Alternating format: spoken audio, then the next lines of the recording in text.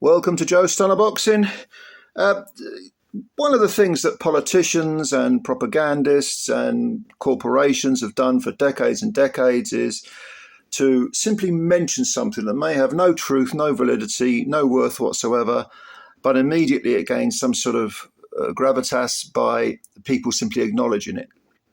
And such, I think, is the case with Billy Nelson's claim that Moses Itauma has, or he hasn't said it actually, he's alluded to it, that Moses Itauma may have a glass jaw.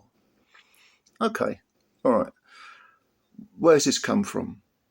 Billy, again, didn't say, because either he's whistling Dixie, he's talking a load of piss and wind, or he doesn't want to reveal the whole story. He wants to just put it out there, in a very Tyson Fury-esque sort of way, and we could all discuss it, and then he can have a good laugh at us all running around chasing our tails over nothing. But Frank Warren was asked about this, and he said, where did he hear that? Sparring stories, that was his attitude. And I can only think that that's what he's getting at. There are some sort of sparring stories going around. Moses got chinned, Moses got hurt, Moses this, Moses that, Moses parted the Red Sea. Well, let's bear in mind, let's just play devil's advocate. I know that I'm playing into what I just described, which is talking about something, that may be complete bullshit. I'm kind of giving it some welly. But let's play devil's advocate anyway, because this is a boxing channel and, we like to have these silly discussions, don't we? Let's say that it is sparring stories. Let's say that somewhere someone's going, Moses, he got hit hard and he was wobbled, he was shaken, and, I think he could have gone down, or maybe he did go, I think he took a knee, I did this, and then that happened. And can I just remind you, this kid is 20. And there's that famous story, which I think Shane McGuigan talked about, which is that this guy, when he was 15 years old, Moses Itauma, he'd come into the gym in his school uniform, get changed, and then box Lawrence Okoli, spar Lawrence Okoli, and hold his own as a 15-year-old. And then, he'd be sparring with whoever else it was, Daniel Dubois. Daniel Dubois, for Christ's sake, This is when Daniel wasn't he wasn't the world champion that he is now, the belt holder that he is now, but he was an established pro. He'd won titles at domestic level,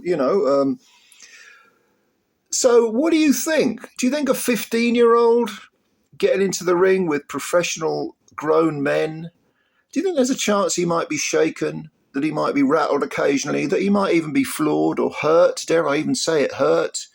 Yeah, I think there's a fair chance that's going to happen. And I can only assume that the people that read something into this, they consider this to be revealing, if it's true. I mean, at some point he probably was clocked and hurt. But, if it's as bad as Billy Nelson is saying, I can only assume that the people who swallow this and put any kind of stock in this have never been either anywhere near a boxing gym or have never watched a sparring session, don't know anything about boxing.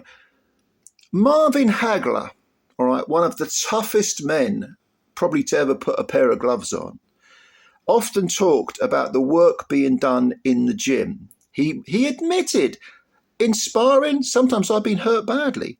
Sometimes I've been floored in sparring. It's hard to believe when you consider Marvin Hagler, because he had this sort of, aura of, I won't say invincibility, because no fighter's invincible, but, he was one tough hombre, extremely intimidating and extremely skillful, hit hard, magnificent engine, one of the greatest middleweights of all time. And he's there saying, yeah, of course I got hurt.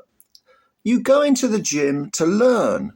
You spar, usually to orders, because you're working on a certain part of your technique, or, I don't know, you may be trying to, work on something new. I've seen spars where, I only wanted to use your left hand because you're working on the jab, or you're working on a certain combination, or whatever it is.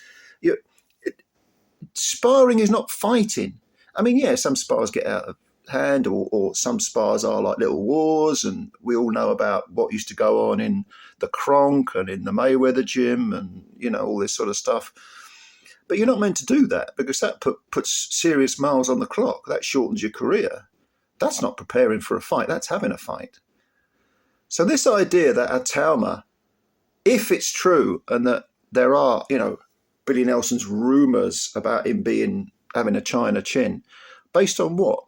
Based on the fact that a 15, 16, 17-year-old boy was, took a few right-handers from a grown man, from a world-class heavyweight, from a world-class cruiserweight. What, you think that's a big deal? Billy, you've been in the game God knows how many decades, mate. You know that's bullshit, all right? Absolute bullshit. And it seems to me that Billy Nelson does an awful lot of what I think the kids call clout chasing. In my day, he used to just say it was a load of old fanny, a load of old piss and wind, and call the person talking it a silly old tart. Billy, stop being a silly old tart. Go on. Anyway, just thought I'd get it off my chest. Let me know what you think.